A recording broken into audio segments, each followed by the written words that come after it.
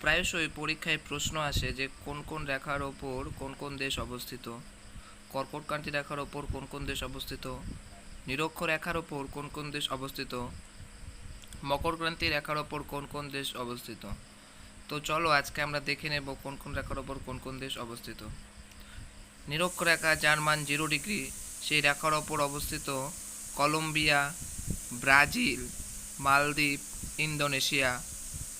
কর্কটক্রান্তি রেখা, যে রেখা 21.5 ডিগ্রি নর্থে অবস্থিত, তা সেই রেখার উপর দিয়ে অবস্থিত, কর্কটক্রান্তি রেখার উপর দিয়ে অবস্থিত মেক্সিকো, ভারত, বাংলাদেশ, চীন, মায়ানমার।